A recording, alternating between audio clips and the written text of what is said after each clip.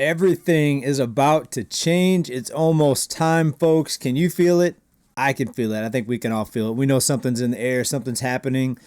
We warned about this for kind of a long time now to get ready for things to get super crazy, super wild. We're seeing things happen now that we haven't seen happen in my lifetime. And maybe some of you are younger, maybe some of you are older than me, but I've never seen what's happening right now happen on this type of scale where we have audits, investigations, following the money trail, right? Seeing where this money's going. All of us have just been guessing. No one could know because there's no transparency. So we didn't know where all these billions, not even billions, trillions of dollars went to, right? When you look at the national debt, 30-something trillion dollars, you would think that everything in this country would be pristine. There would be no problems. Everybody's homes would be paid off. If they actually gave this money to the people that are actually working, the people that actually make things and create things and make this whole economy actually run, the truck drivers, everybody working, if they actually invested in the working people of this country, everybody that worked would have a home paid off, a car paid off, not a slave to the debt system. But no, the money was used for lots of other things and not for the people actually, again, making the country run. All right, but let's get into it, folks, because we got a lot of details to get caught up on today. Everything we're going to talk about today, pretty much. But consumers are feeling the strain, folks. The debt. Of course, we're only a month in from the new administration taking over, so it's way too soon to expect some sort of price levels coming down or a correction. Way too soon for the cost of living to come down. But in fact, inflation took an uptick in the last report. But consumers are feeling it. And here's how they put it over here in a recent report here out of CNN Business. U.S. consumer sentiment plunges over tariff and inflation fears. So we have a mixture of excitement and a mixture of, okay, we're kind of concerned, we're scared, what's going to happen with these tariffs. We're seeing a lot of news outlets and quote-unquote experts and economists saying that these tariffs are definitely going to be inflationary. But we're seeing some deflationary things occur on a large scale, like all these job losses, all these layoffs, people getting notices and getting laid off, all the cuts out of these federal agencies and even businesses, big time cuts. That would possibly lead to deflation. So much, in fact, that a very well-known investor says, look out, he has a warning. And so much, in fact, that he's saying there's going to be a monetary reset. A monetary reset. So it sounds pretty extreme. If you think it sounds extreme, you're right, it is. We're going to talk about that here a little bit later in this report. But first, let's go ahead and get started right here. And this could possibly be the most absurd news of the day, but this is true. Meta, of course, they operate Facebook, Instagram, and some others. Meta approves bonuses of up to 200%, people, for company executives. As their salaries are rising, they're also laying off a lot of people. So you can see where the interests are of these companies, right? So if you expect to work for a company and get ahead, good luck, because they're looking to keep the most money at the top, as much money as possible at the top. They're going to pay the people, the ground floor people, the frontline people, whatever you want to call them. They're going to pay everybody else as little as possible.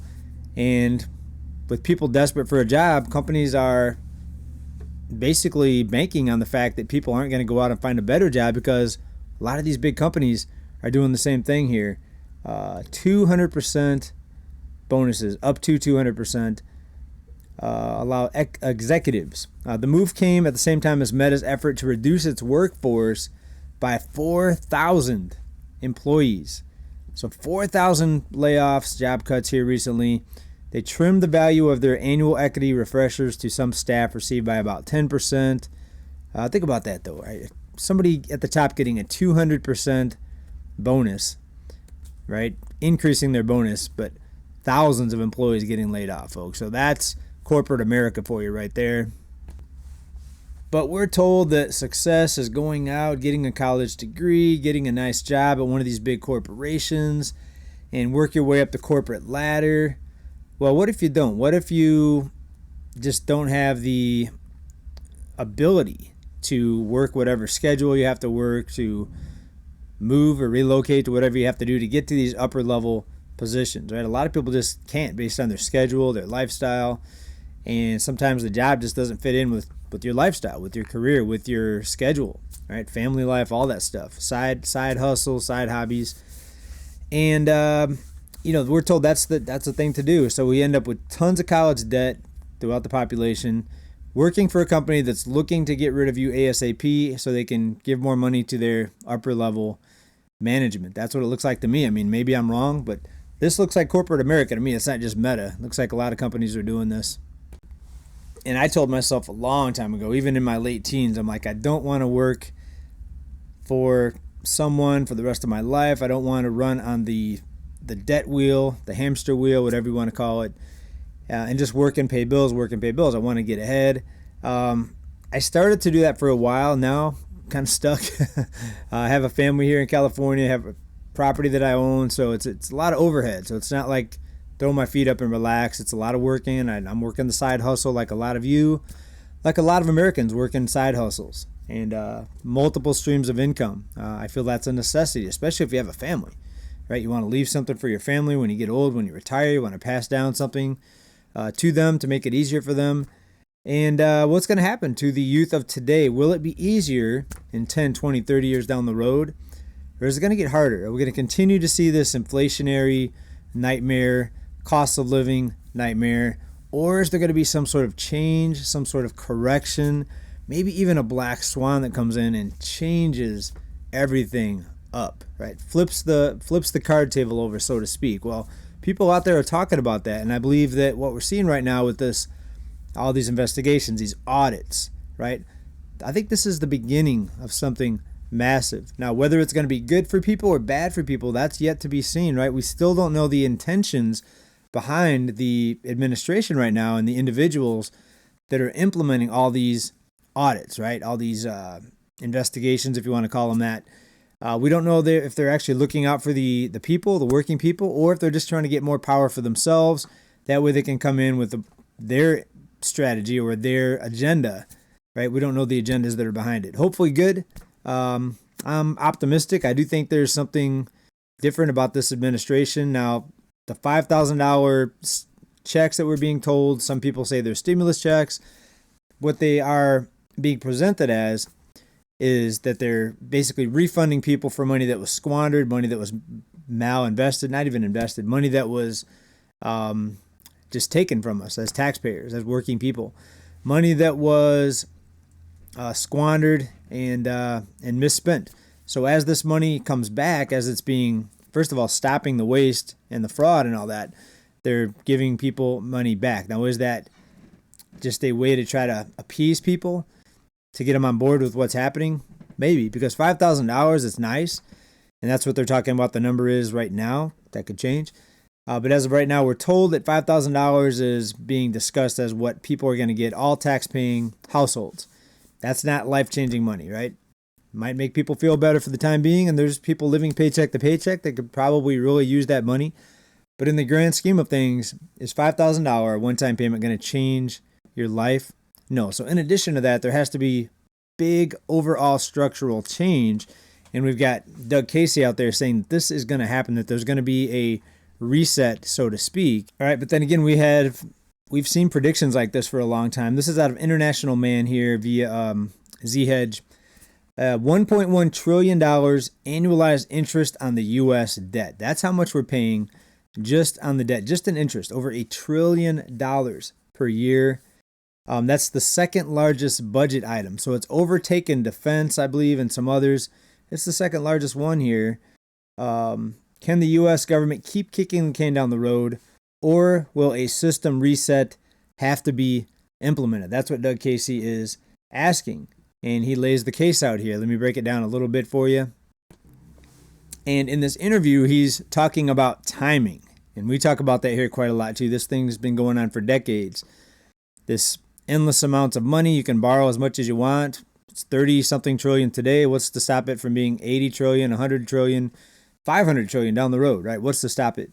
Massive money printing and debt accumulation have gone on for something like 80 years, and the system has held together. Why should it end now? Maybe they can wing it one more cycle out of the Keynesian system. That said, I think we have finally reached the actual crisis point. Although this certainly isn't the first time the inevitable seemed imminent. So he admits that he's been concerned like this before and it didn't happen. But is it different this time? Is it different this time? I don't like to say that because it's always different. And this time it is worse. So it's definitely different than any other financial crisis that I've seen. Well, it continues. What generally is different this time is this administration. They're radically reforming the government, and it may change the downward trajectory of America, at least throwing sand on the slippery slope. All right, and next he gets into what I've been talking about here, and this is a new article, it's a new interview. I had not seen this, but it's pretty much common sense. He goes on to say he approves of all the firings and the downsizing, scaling down, if you will, elimination of agencies. He says, though, the risk is that they might bring on a deflationary collapse because of all the cost cutting, the layoffs, and everything else that we see happening. Deflationary, folks, right? Normally, as a quote-unquote leader, you don't want to see deflation happen because that basically breaks up the illusion of a growing economy, because a growing economy right now, it's gauged on debt and spending. And when you have so many people losing their jobs, debt and spending basically drop off of a cliff, right? We saw that in 2008 briefly until they came in and reset everything, backed up the banks, all that stuff that we talk about here quite often. So this, folks, will it be a monetary reset? And he goes on to talk about something else that I've talked about here in this channel, that eventually we're going to have to go back to an asset-backed system of money.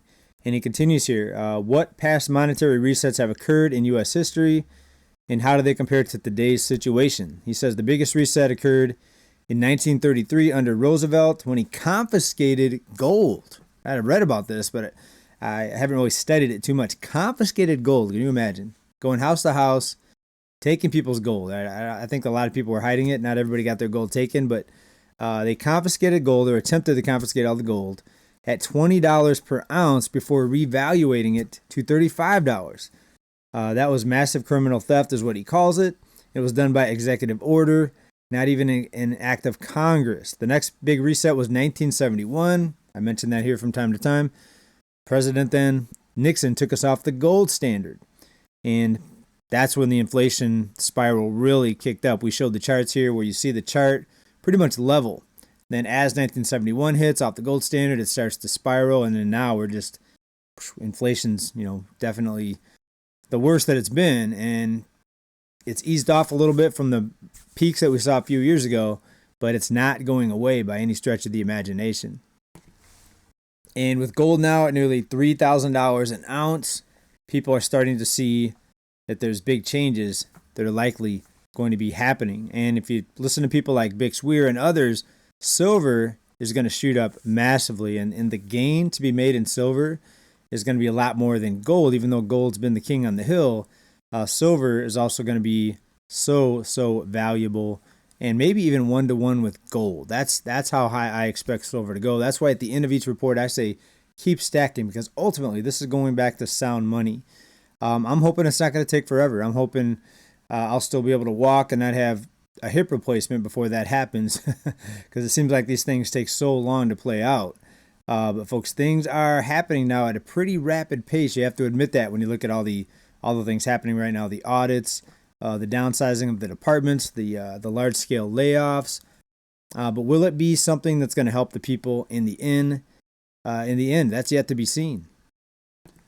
But what these audits are leading to, and we're also buying massive amounts of gold right now as a country, but it's leading to another audit, a big audit of Fort Knox, folks. I'm not even making this up. You probably have seen the headlines out there about this.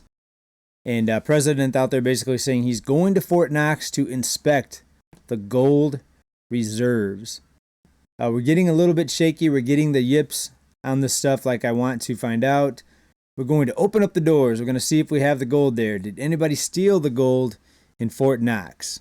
Did anybody steal the gold? Well, you know what? It wouldn't surprise me if the gold was gone, right? If it was looted like pretty much everything else, like all our tax dollars are looted. And people talk about all this spending, how it's our tax dollars, folks. Our tax dollars are spent, and then many times over, more money is borrowed to keep up with this, right? If they had to actually tax people for the money that was spent, no one would have anything left because that's how much we're spending. And again, it's not staying in the U.S., it's going all over the world, special interest to unknown groups, untraceable groups, people that are deceased when it comes to Social Security, right? This money is just so heavily deregulated, right? We're told that there's regulations, but a lot of times it's regulations against the people and the working people and not actually the institutions that are in control and even creating the money, right? So hold on to your seats, folks. Strap in, fasten your seatbelts because things are going to heat up from here. It's going to get even crazier. I think the news that's going to come out, just the news itself, all the revelations that we're going to see may be enough to tip this economy over on its head, basically, to flip this whole thing over. Will it be good? Will it be bad? I think it's going to be a combination of both, and it depends how you're ready for this, how you're prepared. It's going to be good for some people. It's going to be bad for others, right? Best thing to do is keep on top of all this news information. Get ready for what's coming. Let's jump into the housing market a little bit, folks. You know, I've always focused on the housing market. Zombie foreclosures are ticking back up and on the rise in several states. And now there's over 1 million, actually 1.4 million vacant residential properties, according to Adam Data Solutions. So then you see that, you say, why isn't there more homes on the market? So what they're doing is they're not completely foreclosing on these properties as to take ownership. That way all the past due taxes and things that aren't being paid are going under the whoever was the previous owner, the tenant, or the person that had the mortgage. So they're basically getting the people out of the home, unless some squatter runs in there, but otherwise they're getting people out of the home. They're saying they're foreclosing, telling people to get out, but not finishing up the foreclosure process in order to keep the home in pending status. And another reason they do this, they don't want to dump a bunch of empty properties on the market because that will bring the values down. When you have a million something, 1.5 million properties hitting the market all near the same time, that tips the scale back to buyers because it creates so much inventory, and that could make home prices less stable. And of course, banks are dependent on high home prices. They don't want to see the prices plummet. We know the tax man loves high home prices because you're taxed on how much the home is worth. So I think those are some of the agendas behind why these banks aren't foreclosing on these homes. And they even go on here in this article to explain this out of Realtor.com.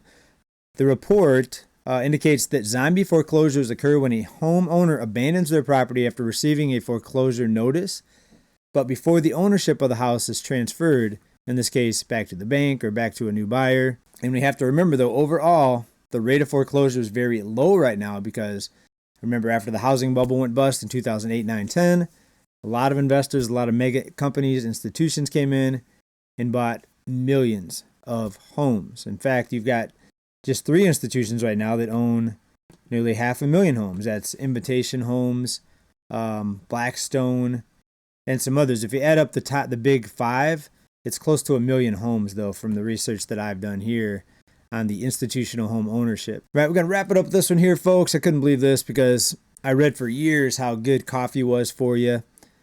Coffee is dangerous, warns the EU. Brussels bureaucrats claim. Report proves that caffeine is harmful to humans and says they even use caffeine to keep bugs off certain crops. They say it causes dehydration, a drop in body temperature, triggering anxiety and sleep problems. So I remember reading several articles that said caffeine's good for you, a little bit of coffee a day is great for you, it's great for digestion, etc. Now they're telling us it's dangerous, right? So it seems like everything that we were told seems like it turns backwards or upside down. So many things that are fact get reversed after just a few, sometimes short years, sometimes decades, right? So is coffee dangerous? I don't know, folks. That's just what's being put out there. I drink coffee sometimes, especially when I don't get enough sleep. So am I concerned about this? Well, I don't drink a lot of coffee, but folks, everywhere you look, I mean, it's hard to be completely healthy and have a clean diet with all the plastics, everything you buy from a store pretty much, not everything, but a lot of things you buy is wrapped in plastic. And I read somewhere that thousands of different plastic particles are in our bloodstreams now, so there's no escaping it. So will that get better? Will what we're seeing right now with the departments and all the audits and everything lead to something better coming out as far as our food supply? And why are we seeing all these outbreaks and egg shortages and all these things happening with these big farms? The flus, the sicknesses, the culling of the herds, all that stuff. Crazy, folks. It's going to get crazier. But as always, keep stacking. Let me know what you think about all this. The system reset, as Doug Casey's calling it.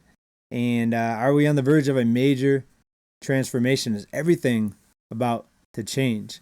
I think so. Will it be months? Will it be years? I think we're talking months, folks. Feels like it's getting close to me. What do you think about this? Please let me know down in comments. As always, everybody, keep stacking. Make sure you're subscribed.